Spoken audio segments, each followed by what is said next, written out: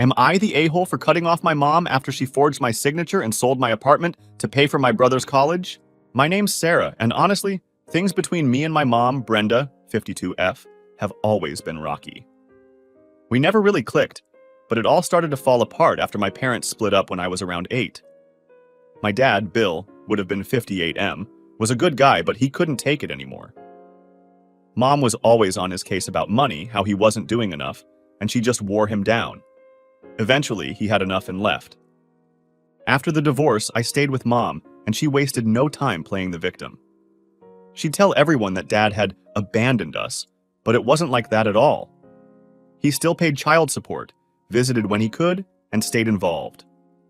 But Mom would take the child support checks, look at them, and scoff, saying things like, "This is all your father thinks you're worth." It messed with me as a kid, made me feel like Dad wasn't doing enough, even though I now see that he was doing everything he could. Things got even worse when Mom met Tom, now 53M, a contractor who seemed to be doing all right for himself. They had my half-brother Jake, and after that, I felt like I disappeared. Mom would make these fancy dinners for Tom and Jake, and I was just left to fend for myself most of the time.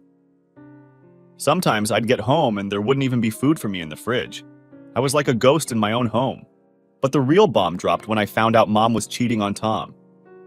And it wasn't just some suspicion or a little thing I stumbled across. It was a full-blown, in-your-face kind of discovery. It all happened when I was 17, just a few months away from finishing high school. I remember the day perfectly. It was a Saturday, and I had been out with some friends.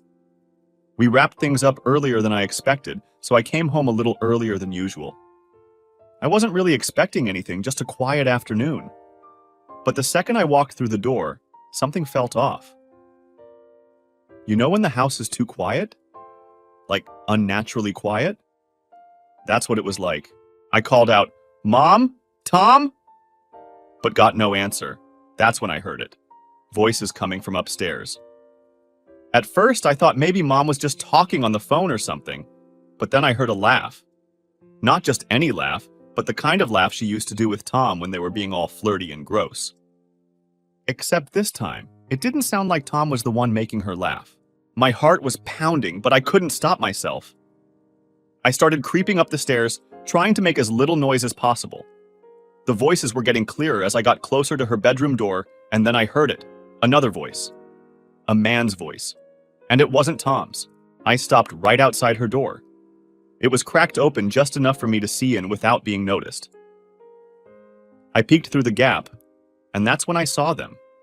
My mom and some random guy. They were all over each other on the bed, wrapped up in the sheets, like they didn't have a care in the world. I froze. I couldn't even process what I was seeing at first. My brain just couldn't catch up with what my eyes were looking at. And the worst part? They were laughing. Laughing like what they were doing was no big deal, like it was just some casual Saturday afternoon thing. Suddenly, I must have made a noise because both of them looked up at the same time. My mom's face went pale. She scrambled to cover herself with the blanket, and the guy? He just smirked. He didn't even try to hide what was happening. He looked at me like I was the one who didn't belong there, like I was interrupting his day. "Sarah, wait, this isn't what it looks like," Mom stammered, but it was exactly what it looked like. She was caught, and there was no talking her way out of it. I didn't even say anything. I couldn't. I just turned and ran. I bolted down the stairs and out of the house without looking back. My mind was racing. My hands were shaking, and all I could think was, what the hell did I just see? I ended up walking around the neighborhood for what felt like hours, trying to wrap my head around it. I didn't know what to do. Part of me wanted to go back and scream at her, to tell Tom, to blow everything up. But the other part of me just felt numb, like I couldn't handle dealing with the fallout. So, I didn't go back home right away. I crashed at a friend's place for the night and didn't tell anyone what happened. I couldn't. It felt too heavy to say out loud. The next morning, I went back, not because I wanted to, but because I had to. I still had to live there, still had to figure out how to exist in that house knowing what I knew. When I got back, it was like nothing had happened. Mom was in the kitchen, acting like it was just a normal day, like I hadn't just caught her cheating the day before. I didn't even acknowledge her. I went straight to my room, locked the door, and just sat there, staring at the wall. I couldn't look at her the same way anymore. It was like a switch had flipped. Everything felt different, like the last shred of respect I had for her was gone. After that, things between me and her were basically done. I barely spoke to her. I kept to myself, stayed in my room most of the time, and only came out when I had to. I couldn't confront her again. I wasn't ready for the fight. But I knew one thing. I was counting down the days until I could get out of that house for good. For a few weeks, I kept my head down, going through the motions and avoiding her whenever possible. But I couldn't shake that gut feeling, the one that said I had to leave. The problem was, I didn't know where to go. Then I remembered something Dad had mentioned a while back, an apartment. He had been talking about it casually, saying he'd wanted to set something up for me when I was ready to move out after high school. At the time, I didn't think much of it. But now, it felt like a lifeline. I decided to call him. It was a Friday after school, and I'd spent the whole day building up the courage. My heart was racing as I dialed his number. When he picked up, his voice was as calm as ever, like he had no idea what was going on. "Hey kiddo, what's up?" I hesitated for a second, not sure how to start. "Hey Dad, I need to talk to you about something important." There was a pause. "Of course, what's going on?" I took a deep breath. "I want to move in with you. I can't stay with Mom anymore." There was a moment of silence, and I braced myself for his response. But when he finally spoke, it was exactly what I needed to hear. "Of course you can, Sarah. We'll figure it out, okay? Don't worry." The relief that washed over me was unreal. I had been so scared he'd say no, that he wouldn't want to get involved. But that wasn't my dad. He didn't ask a million questions or make it complicated. He just said yes, like it was the most natural thing in the world. "I'll come pick you up tomorrow," he added. "Pack up what you need." That night, I packed everything I could fit into a few bags. I didn't even care about leaving most of my stuff behind. I just wanted to get out. Mom didn't say a word to me. She acted like she didn't notice me packing, and maybe she didn't. I think part of her just didn't care. She had Tom and Jake, and I wasn't part of her world anymore. Dad showed up the next day, right on time. When I got into the car with my bags, he didn't ask for details, and I appreciated that. He just drove, and we didn't talk much on the way to his place. Once we got there, I finally felt like I could breathe again. Later that evening, after I settled into my new room, Dad knocked on the door. He came in and sat on the edge of the bed, his usual calm self. "I know things have been rough," he said. "But I've been thinking. You remember that apartment I mentioned a while back?" I nodded, curious where this was going. "Well, I was planning to give it to you once you graduated, but I think now's a good time. You deserve something of your own, especially after everything that's been happening with your mom." I was stunned. "Wait, you're giving me an apartment?" "Yeah," he said with a small smile. "It's nothing too fancy, but it's yours. You're 17 now, and I want you to have it. There's just one thing.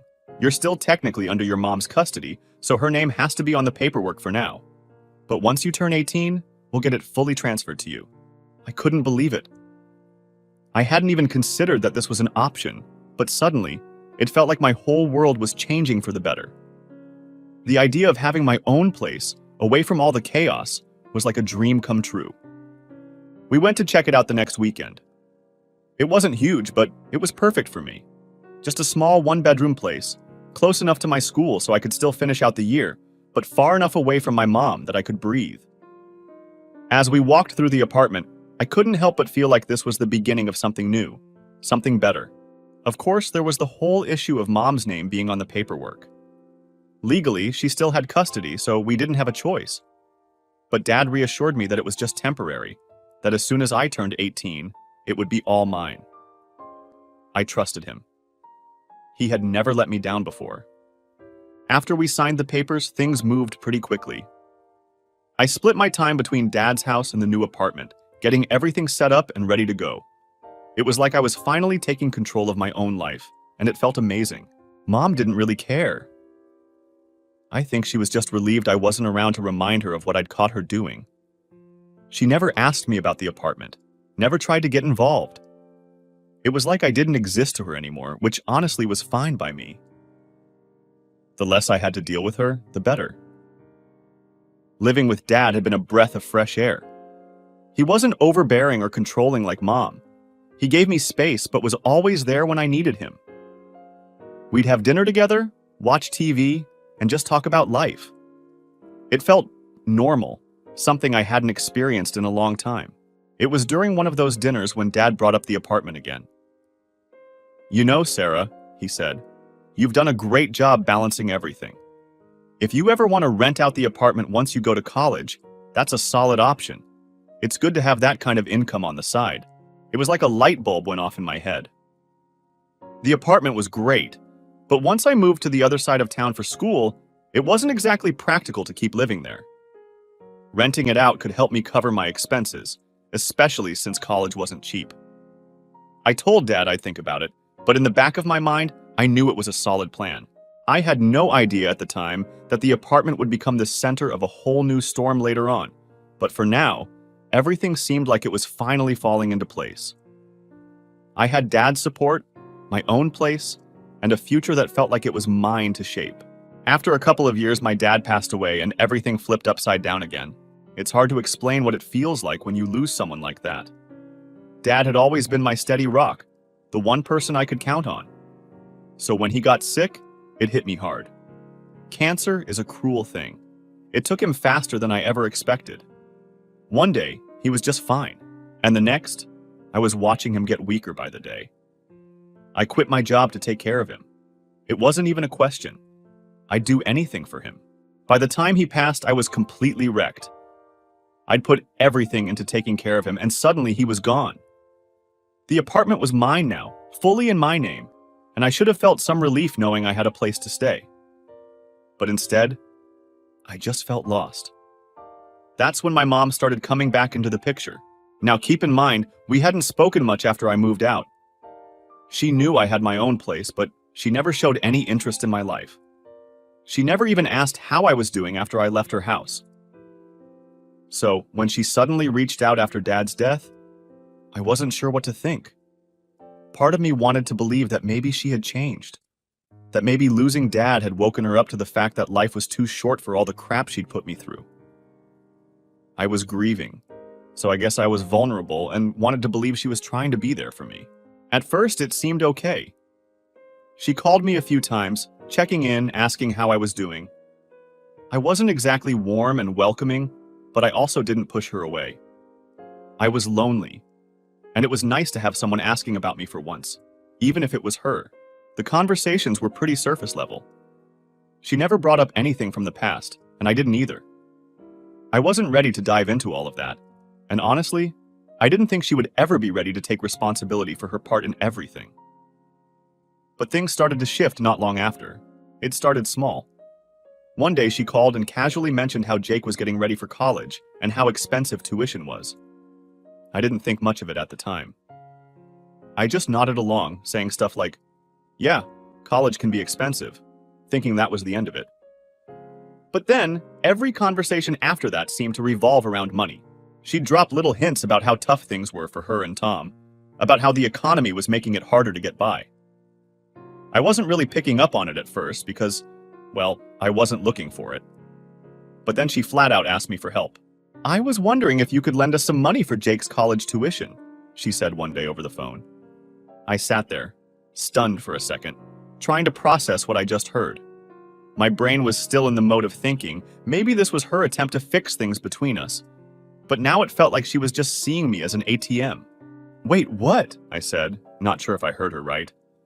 "I mean, you've got the apartment, and with you renting it out now, you must have some extra money coming in. Jake's really struggling to get all his scholarships lined up, and Tom and I are doing our best, but..." She trailed off like I was supposed to jump in and offer. I didn't. I just sat there in silence for a moment, feeling like the rug had been pulled out from under me. Here I was, grieving Dad, still trying to figure out what my life looked like without him, and my mom, who I hadn't had a real relationship with in years, was asking me for money. "I can't help you with that," I finally said, trying to keep my voice steady. I'm just starting to get back on my feet after everything with Dad. There was an awkward silence on the line, like she wasn't expecting me to say no. I could feel the shift in her tone when she spoke again. I understand, she said, but her voice was tight. I just thought with everything going on, maybe you'd want to help your brother. I didn't take the bait. After that call, things between us got weird. She stopped calling as much, and when she did, it was short and to the point. I could feel her pulling away, and honestly, I didn't really mind. I was too drained from everything else to deal with her guilt trips. But what I didn't expect was for her to take things a step further. A few weeks after that phone call, I got a message from my tenant at the apartment. They were freaking out, saying they'd received an eviction notice. I was confused as hell because I hadn't given any notice to vacate or even thought about selling the place. So I called them back to figure out what was going on. Turns out my apartment had been sold, and not just sold. It had been sold without me even knowing about it. My first thought was that this had to be some sort of scam or mistake. There was no way this was legit, right? I immediately contacted my lawyer and we started digging into the paperwork. That's when the bomb dropped. My mom, who still had her name on the apartment paperwork from when I was underage, had forged my signature to sell the place. I was floored, completely blindsided. I couldn't believe what I was hearing. I mean, who does that? Who sells their kid's apartment without telling them? I was shaking when I called her. What the hell did you do? I shouted as soon as she picked up the phone. Did you really sell my apartment? She didn't even seem fazed. I didn't think it was a big deal, she said, her voice annoyingly calm. You weren't using it, and Jake needed the money for school. It was just sitting there. I was speechless. This wasn't some small misunderstanding. This was my apartment. The place Dad gave me. The place that was supposed to be mine. And she just sold it like it was hers to do whatever with. I tried to hold it together, but I couldn't. I can't believe you did this, I said, my voice shaking with anger. You had no right. Well, technically, my name was still on the paperwork, she said, like that made it okay. And besides, it's going to a good cause. Your brother needs that money. That was it for me. I couldn't believe my own mom had gone behind my back, forged my signature, and sold something that wasn't even hers to sell. And for what? To help Jake? I had nothing against him, but this wasn't about him. This was about her crossing a line that I didn't even think was possible. She sold something that wasn't hers, something my dad had given me, and then acted like it was no big deal. I knew I needed to do something about it, and the first step was confronting her in person. I drove to her house that same afternoon, my mind racing the whole time. I wasn't sure what I was going to say, but I knew I had to get it out. When I got there, I didn't waste time. I walked right up to the door, barely knocking before stepping inside. She was in the kitchen, humming to herself, acting like her world was perfectly fine. Meanwhile, mine was flipped upside down. She looked up and smiled like she didn't just pull the rug out from under me. Oh, hey, Sarah. What brings you by? I couldn't believe how casual she was acting. Like everything was normal. Like she hadn't just sold my apartment behind my back. My heart was pounding, and I was so angry I could barely keep my voice steady. You really think what you did was okay? I snapped. Selling my apartment? Without even telling me? Her smile faded, but she didn't look as guilty as I thought she should. I told you, Sarah. Jake needed help for school and you weren't using it anyway, she said, shrugging like it was no big deal. It was just sitting there, empty. I couldn't believe what I was hearing. She was acting like selling the apartment was some small thing, like it didn't matter. It wasn't yours to sell, Mom. That apartment was mine. You forged my signature. I was practically yelling at this point. She crossed her arms and leaned against the counter, still way too calm for someone who had just committed fraud. Technically, my name was still on the paperwork, and I'm your mother. I did what I thought was best for the family. That phrase, what was best for the family, it made me want to scream. She wasn't doing anything for the family. She was doing this for herself, using Jake as an excuse. I couldn't believe she was just brushing it off like it was nothing. You have no idea what you've done, I said, my voice trembling with anger. This wasn't about what was best for anyone. This was about you thinking you could take something that wasn't yours. She rolled her eyes like I was being dramatic. You're overreacting. It's just money, Sarah. Your brother needed it for school. You've got your own life now, and you didn't even need that apartment. My hands were shaking at this point. I took a deep breath, trying to hold it together. You forged my name, Mom. Do you even understand how illegal that is? You think you can just take something from me and use it like your personal piggy bank? She sighed, clearly tired of the conversation. I'm your mother, Sarah. I didn't think you'd be so ungrateful about this. I was trying to help your brother. You'll be fine. You always are. Ungrateful. She had the nerve to call me ungrateful. I couldn't believe what I was hearing. This was beyond her usual selfishness. This was criminal, and she was acting like I was the problem. I've already contacted my lawyer, I said, and her face changed instantly. That calm, smug attitude? Gone. She straightened up, and for the first time I saw her actually get nervous. What do you mean, your lawyer? She asked, trying to sound casual, but I could hear the edge in her voice. I mean, I'm taking legal action against you, I said, my voice cold.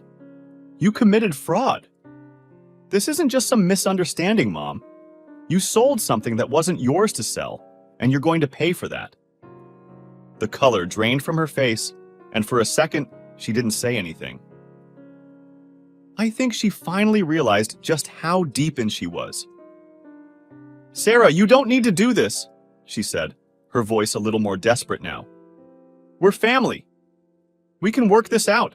I shook my head, feeling all the anger bubbling up again. No, we can't.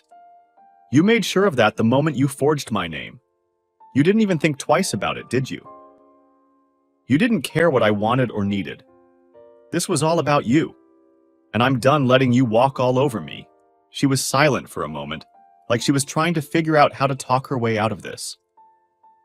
I didn't mean for it to get this far, she finally said.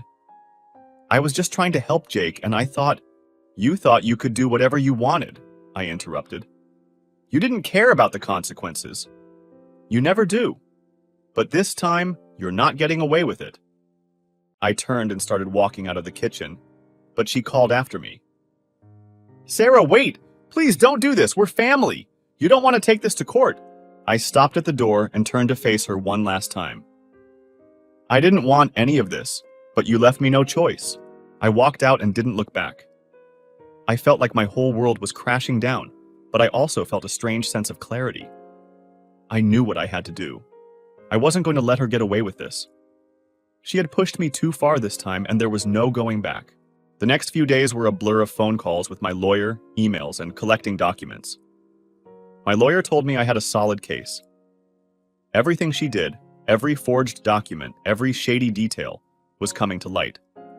It was exhausting, but I had to keep pushing forward.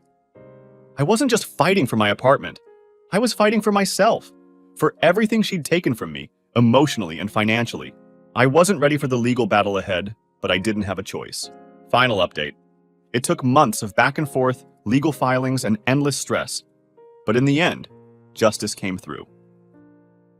The court ruled in my favor. My mom had indeed forged my signature to sell my apartment, and everything she did was not only illegal, but completely shameless. When I got the news, I felt a mix of relief and exhaustion.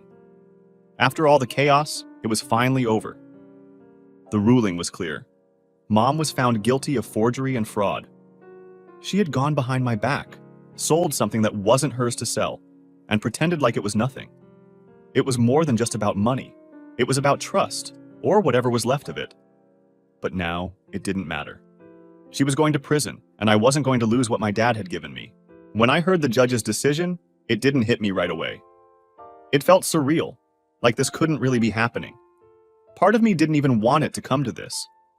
I mean, who wants to send their own mother to prison? But at the same time, I knew this was the consequence of her actions.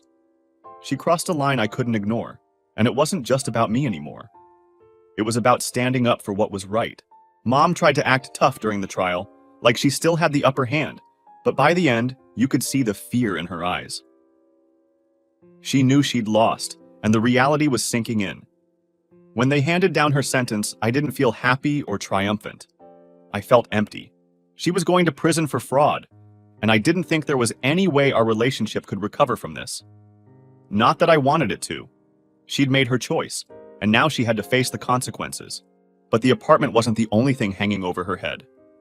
There was something else I needed to deal with: Tom. See, throughout all of this, Tom had no idea what had been going on.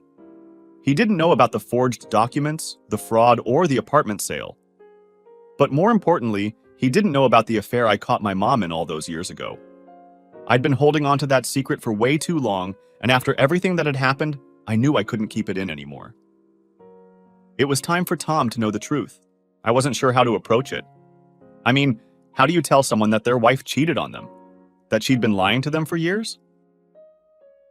I debated with myself for a while, but eventually I decided the best thing to do was just rip off the Band-Aid. He deserved to know the truth no matter how much it hurt. So I met up with Tom. We sat down, and after some awkward small talk, I just came out with it. Tom, I need to tell you something, and it's not going to be easy to hear. He looked at me, confused, but he could tell I was serious. What is it? He asked. I took a deep breath. A few years ago, when I was 17, I caught Mom cheating on you. I didn't know how to tell you at the time, so I kept it to myself. But after everything that's happened, I can't keep it in anymore. You need to know. His face went pale. I could see the shock hit him like a brick. She cheated on me? He stammered, like he couldn't even process the words. When? I explained everything. The day I came home early and saw her with some random guy, the way she laughed it off, how I'd kept quiet all these years because I didn't know how to deal with it. I told him how much it had weighed on me, but I also told him that after the fraud, after the court case, I realized I couldn't let her lies control my life anymore. Tom just sat there for a moment, staring at the table. I could see the anger building in his eyes, the way his hands clenched into fists. I had no idea, he finally whispered. I had no idea she was capable of all this. I didn't say anything. What could I say? It wasn't like I could make it any easier for him. First, she screws you over with the apartment, and now I find out she's been lying to me for years, he muttered, almost to himself. Then he looked up at me, and I could see the pain in his eyes. Thank you for telling me. I wish I'd known sooner, but thank you. After that conversation, things moved quickly. Tom filed for divorce. He couldn't stay with her, not after everything that had come to light. Between the forgery, the fraud, and now the affair, it was clear their marriage was over. And honestly, I think he was ready to be done with her. She'd manipulated him, just like she had with me, and he finally saw her for who she really was. In the end, she lost everything. Her marriage was over, her relationship with me was gone, and she was in prison. I wish I could say I felt some sort of satisfaction from it, but I didn't. It just felt sad. All of it. I got the money from the sale of the apartment back, and I used it to buy my own house. A place that was mine, with no strings attached. It felt like a fresh start, something I desperately needed after all the drama. I haven't spoken to my mom since she was sentenced, and honestly, I don't plan to. There's no fixing what she did. Some things are just too broken to repair. As for Tom, we're not super close, but we've kept in touch here and there. I think he's just trying to figure out how to rebuild his life, and I can't blame him. It's hard when you realize someone you trusted was lying to you all along. And Jake?